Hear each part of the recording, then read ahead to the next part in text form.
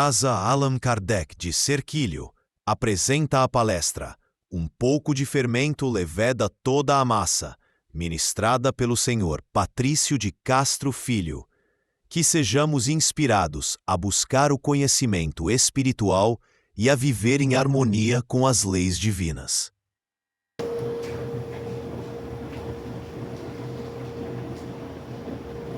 Boa noite a todos, sejam todos muito bem-vindos e que Jesus continue nos abençoando.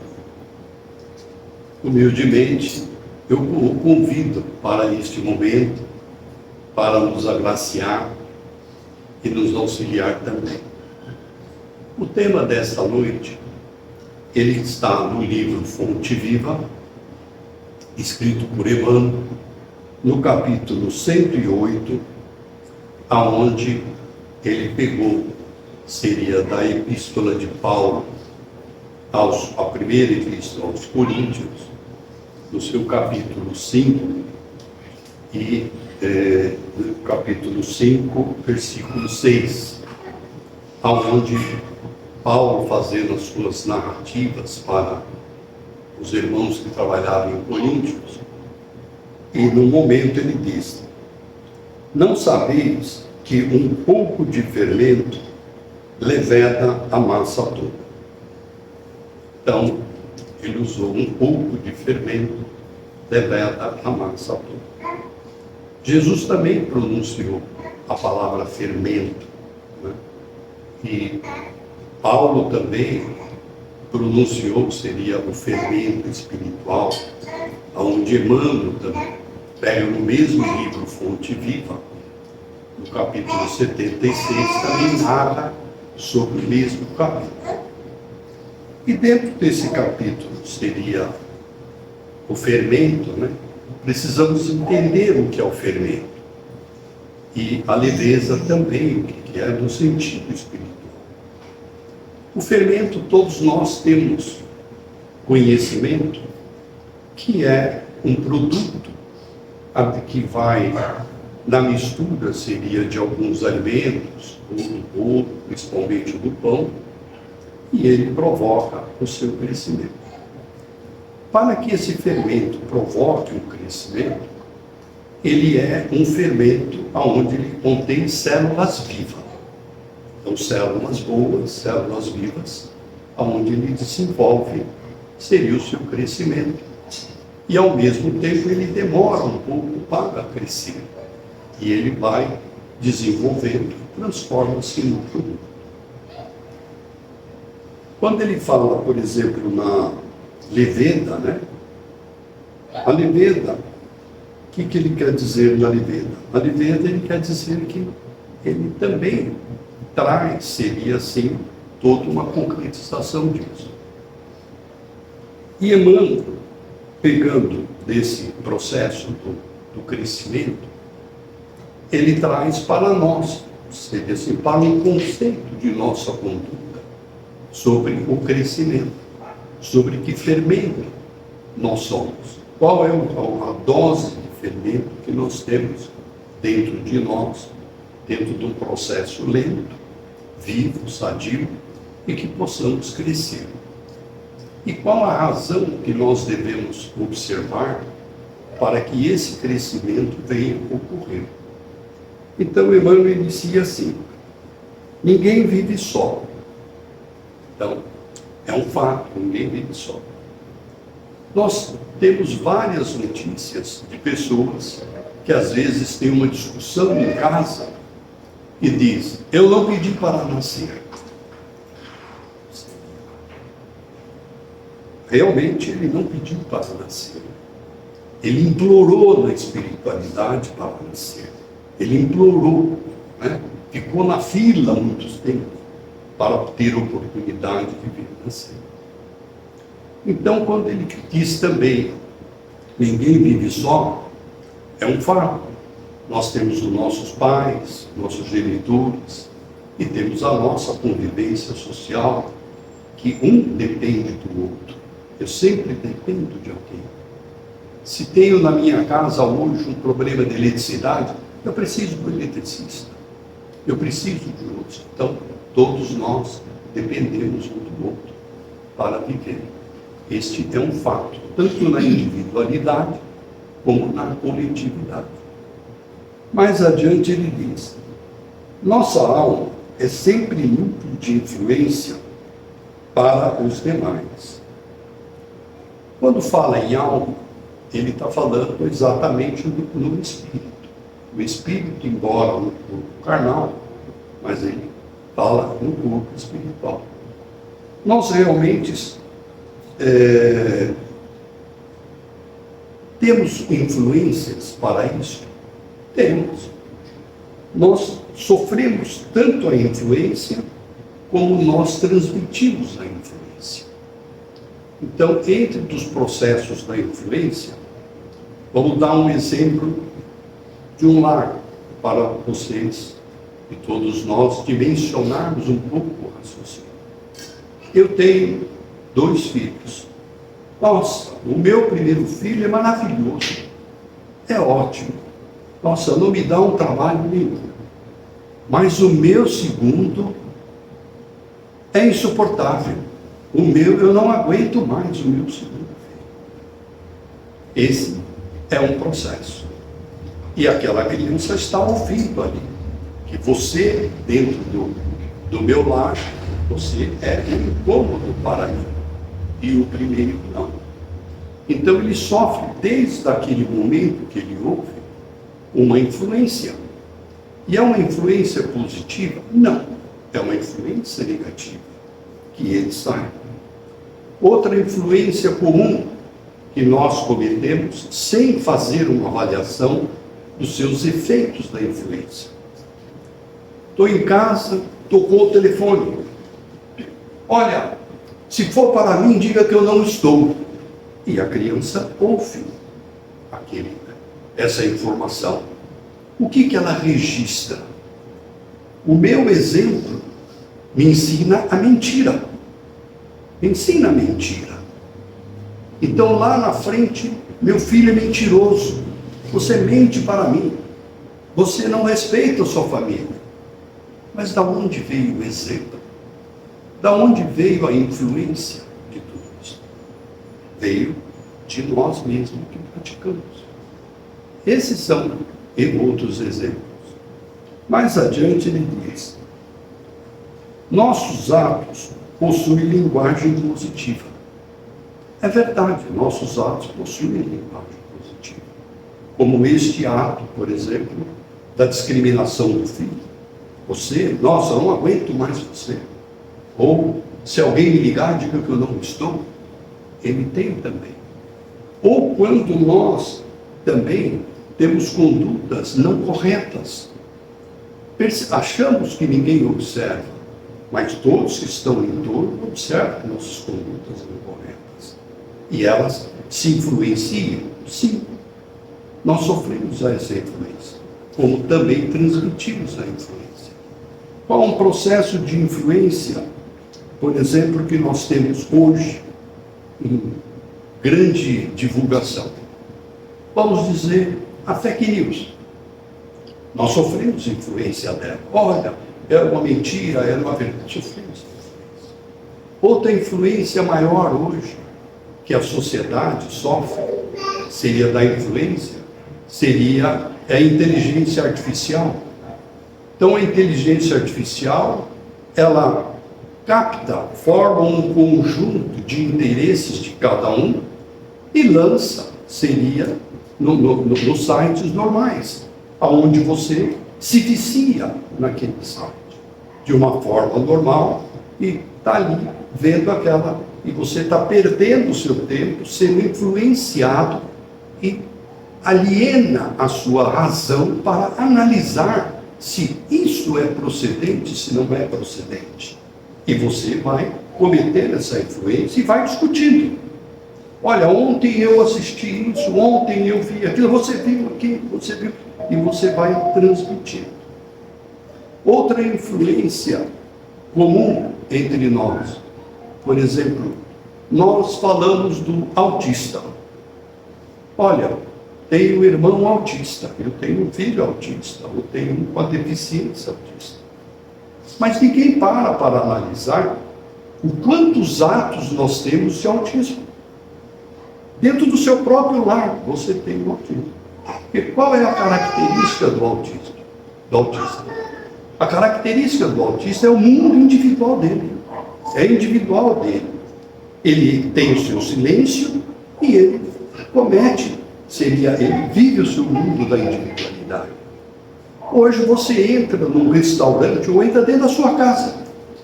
Tem lá a convivência com A ou com B.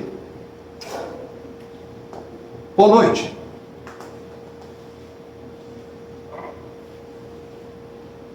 Estou sozinho em casa. Você vai no restaurante. Um está sentado na frente, o outro está sentado ali. Você entra no ônibus, no avião, aonde for. Quer dizer, cadê o convívio? Cadê a conversação? Cadê as trocas de opiniões entre si? Não. Há uma influência. Sofre o processo de influência. Eu sou influenciado por este vício, eu transmito esse vício. Aí, lá na frente, no meu lar, eu digo, eu não sei como melhor tratar os meus filhos, ou com quem eu convivo. Mas quem foi o influenciador para que ele se isolasse? Nós somos em 5, cada um chega, vai para o seu quarto, liga a sua televisão e liga ali. Ah, mas eu quis proporcionar um conforto. Você proporcionou uma influência para ele. Então, de qualquer forma, ele vive o quê? O mundo individual dele. E nós vivemos o mundo individual, e a coletividade vive o mundo individual também. E como viveu? Nós nascemos assim? Não. Nascemos com o celular? Não. Mas permitimos que essa influência pudesse entrar dentro de nós e nós passamos pronto. É isso que Emmanuel nos chama atenção nesse tema. Mais adiante ele diz, nossas palavras atuam à distância. Verdade. Vou dar um exemplo de palavras, como ela atua à distância. Pega-se um pedaço de papel, uma folha de papel, rasga ela, pica ela contigo, bem pica. Coloca ela na mão, pega um parceiro seu, qualquer um, vai a um morro qualquer, onde estiver ventando, e diga, solta. Soltei. Aí diga, agora vamos catar o papel. Vamos pegar todos os papeizinhos que nós jogamos fora para poder saber juntar ele de novo. Impossível. Não tem como pegar. Verdade. É impossível mesmo. Não tem como pegar. E o que falamos já foi. Qual o horizonte do que nós comentamos foi? Como trazer de volta aquilo que saiu da minha oralidade? Não tem como. Eu não pensei, eu simplesmente reagi, comentei aquilo. Então não tem como voltar. É como os papéis que você joga ao vento e não tem como catar novamente. Então a prudência é analisar o que nós falamos, porque as nossas conversas, o que falamos, os nossos pensamentos, eles vão. Tem, por exemplo, o hábito de falar a maledicência, mas não sabemos aonde vai.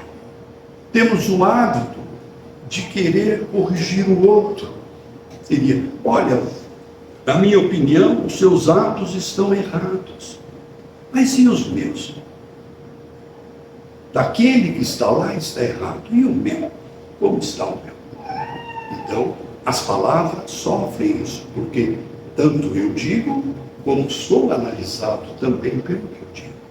Esse é o processo natural. Mais adiante ele diz, achamos-nos magneticamente associados uns aos outros. Verdade. Nós temos uma sintonia entre um com os outros, da convivência, seria da empatia ou da simpatia. temos também essa equipe, e nós temos essa magnetização. Tanto ela pode ser positiva, como ela pode ser negativa. Então, precisamos analisar no nosso convívio o que nós fazemos a isso. Esses são o processo. Mais adiante, ele diz: ações e reações caracterizam a marcha. É verdade. Se as minhas ações, elas não estão pautadas dentro da doutrina do reino de Deus, ou das leis divinas, obviamente, eu vou ter a reação sobre isso. Porque, em outras palavras, eu semeio e eu vou colher. E essas ações e reações, Paulo deixou registrado na Epístola aos Coríntios 1, quando ele lançou, foi nessa epístola que ele diz: tudo me é lícito, mas nem tudo me convém. Tudo me é lícito, mas nem tudo edifica. Ele usa esses dois termos, edifica. Então, será que as minhas ações estão trazendo para comigo a edificação? Onde estou edificando? Estou me edificando no orgulho? Estou me edificando no egoísmo? Aonde eu estou buscando a minha edificação? Ou realmente eu estou buscando a minha edificação para a minha purificação? Errar, vou errar, porque tenho consciência que preciso passar por todas as vicissitudes da vida para que eu possa aprender com ela. Este é o caminho da verdade. Não tem como eu nascer sem passar por nenhuma das vicissitudes. Como é que eu vou conhecer essa trajetória? Como tem um provérbio natural: aquele que vê a lágrima do próximo não tem como chorar. Aquele que auxilia o próximo não tem como se sentir solitário. Eu não consigo me sentir solitário, porque eu auxilio o próximo. Agora, se eu não auxilio ninguém, eu não tenho para onde ir. Aonde eu vou? No meu refúgio. E o meu refúgio, eu vou semeando a minha solidão ou solitarismo de forma normal. Não deixa de ser uma ação e uma reação também. E da onde vêm todas essas ações? Seria do nosso projeto que nós temos para o que queremos de edificação. Uma edificação ilusória, uma edificação com raiz, ou uma edificação auditiva, influenciada com o processo da influência. Mais adiante ele diz: é preciso saber, portanto, que espécie de forças projetamos naqueles que nos cercam. Então, seria, quando nós estamos em convívio, e nós, nos nossos exemplos, nossas ações de forma normal, o que nós incentivamos o outro ou desincentivamos o outro? O que nós, por exemplo, podemos nos sentir útil para o outro dentro dos princípios divinos ou desestimular ao princípio divino? Na minha casa ninguém quer ler, mas você lê. Você pega algum livro para ler na frente dos teus filhos? Não.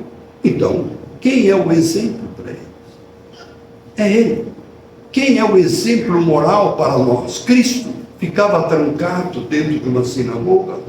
Ficava trancado dentro de uma casa qualquer? Não. Ele ia ao encontro e demonstrava o seu exemplo, os seus ensinamentos de uma forma normal. Então, também é um processo de ação e reação. Nós observamos isso? Não. Para nós, encaramos como se fosse uma conduta extremamente natural. Mas ela não é uma conduta natural. Porque aonde está o fermento da elevação espiritual? Onde está o fermento? Mais adiante ele diz: nossas condutas é um livro aberto. É verdade. Quando eu tenho uma conduta, eu não tenho uma conduta na individualidade. Não tomo uma conduta no meu banheiro, só eu e eu. A minha conduta, ela é aqui e aonde eu estiver. E quantos observam? Eu posso imaginar que aqui ninguém me conhece. Não conhece de convívio, mas conhece você seria porque está presente aqui e está vendo. E amanhã, quando vê você passar, ela registrou aquela sua conduta. Seja no bar, no exagero da bebida, seja na conversa desnecessária que você comenta e o vizinho da mesa do lado ouve, ou aonde você estiver, ou no convívio, numa conversa de amigos, acaba saindo uma conversa que não é edificante. Seria, não deixa de ser um livro aberto. Tanto que na espiritualidade não há segredo. Posso conversar com você em particular? Pode falar. Todo mundo ouve. Isso quem assistiu no nosso lar, está lá visível como se fala. Então, é um princípio da lei divina. E nós aqui o modificamos querendo burlar, furtar a lei divina. Seria por conta da nossa imperfeição e da nossa ignorância.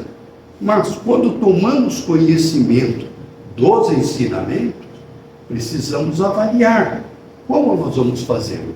Se vamos perpetuar no estacionamento ou vamos permitir desenvolver a nossa inteligência para o caminho seria do conhecimento e um dia conseguir chegarmos à sabedoria, porque hoje somos inteligentes. Mais adiante, quando os nossos gestos insignificantes alcançam o próximo, gerando inesperadas resoluções, todos os nossos gestos são observados por todos. Agora, qual é a resolução que isso vai causar? Positiva ou negativa? Vai causar. Então, nós temos que ser vigilantes, sim, temos que ser vigilantes. Quando que Jesus cometeu um deslize? Nunca cometeu um deslize. Então, ele é o nosso exemplo, está lá no 625, sim, de uma forma normal. E além das influências, por exemplo, que nós falamos, Kardec, por exemplo, registrou no Livro dos Espíritos, lá no capítulo 459 do Livro dos Espíritos, Kardec pergunta: os espíritos, nós sofremos influências dos espíritos em nossas atitudes, em nossas condutas? Na resposta, sim, e muito mais do que vocês imaginam. Tanto a influência, se você pauta o seu caminho para o caminho do bem, você sofre a influência para o caminho do bem. Se você pauta, seria a sua conduta para os caminhos não corretos, você sofre as mesmas influências naquele momento.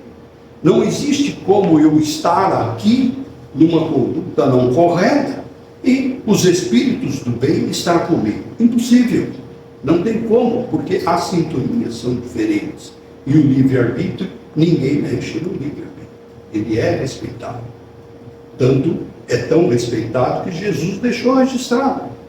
Quando conversou com seus apóstolos, com Judas, com Pedro, com todos eles.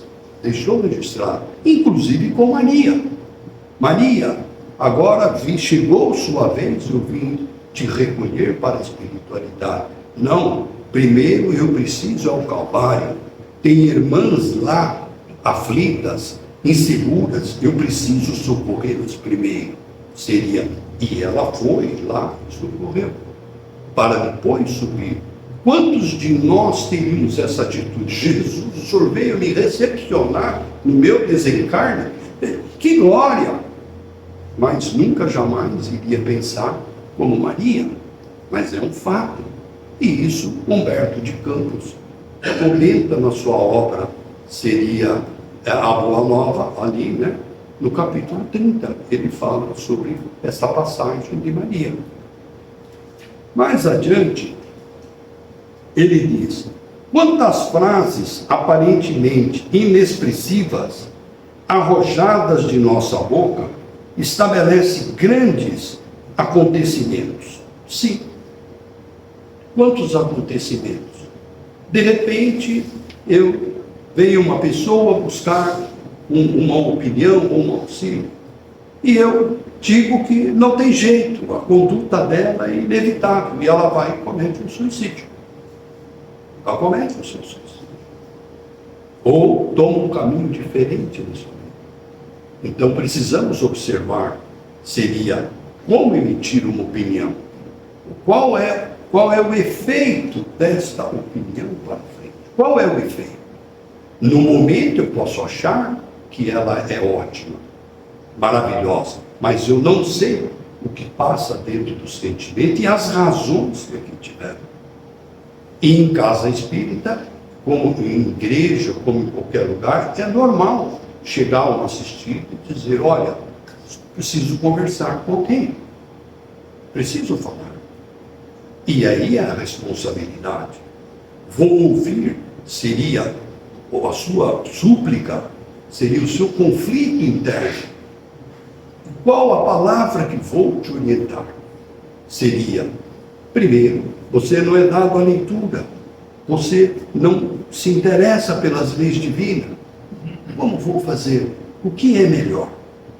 Então, é uma responsabilidade muito grande, porque não sabemos daqui o que vai. E, de repente, recebeu orientação e não mais veio aqui. Estou dizendo não nessa casa, estou dizendo qualquer outra pessoa não vai, como médico. Não volto mais lá naquele médico. Seria, por que não volto? Porque realmente o que ouviu não edificou, seria, não ajudou o irmão próximo. Como Jesus sempre dizia, o que queres de mim? Eu quero enxergar. Enxergue. Vá e não peque mais. Somente isso. Olha, já que você recebeu a visão, cuidado agora, toma cuidado para você não errar de novo, senão... Não. Jesus nunca disse o que deveria cada um comportar.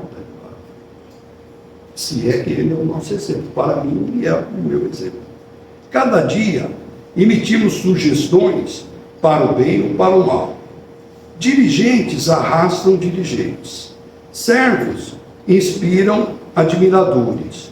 Qual é o caminho que nossas atitudes está indicando? Um pouco de fermento leveda a massa. Não dispomos de recurso para analisar a extensão de nossas influências, mas podemos examiná-las, a qualidade e a essência seria das nossas influências. Acautele-te, pois, com o alimento invisível que fornece as vidas que te rodeiam. Quer dizer, cuidado. Desdobra-se no destino, em corrente e fluxo e refluxo, as forças que hoje se exteriorizam de nossas atividades voltarão ao centro de nossas atividades amanhã. Seria, esse é um fator. Então, quando Paulo fala lá na sua epístola, para ele seria da jactância, ele fala da jactância. E a massa, por exemplo, a massa, dentro da legislação hebraica, seria o entendimento hebraico, a massa quer dizer provação, teste. Ela quer dizer provação, a massa. E dentro é o que Jesus pronunciava, seria as suas provações. E a jactância, o que é a jactância? É uma atitude que alguém lhe manifesta com arrogância e tem uma auto-opinião de elevação de si próprio. Quer dizer, eu sou o dono da verdade, só eu sei, só eu conheço tudo, só eu sei conduzir tudo isso. Eu sou o único gestor de todas as atividades que estão. Isso eu sei. Meus irmãos, o tempo é curto. Seria muito obrigado por tudo e que Deus abençoe a todos. Se você gostou deste vídeo e quer ficar por dentro de mais conteúdos como este, não esqueça de deixar seu like, se inscrever no canal e ativar o sininho para receber notificações sempre que tivermos novidades.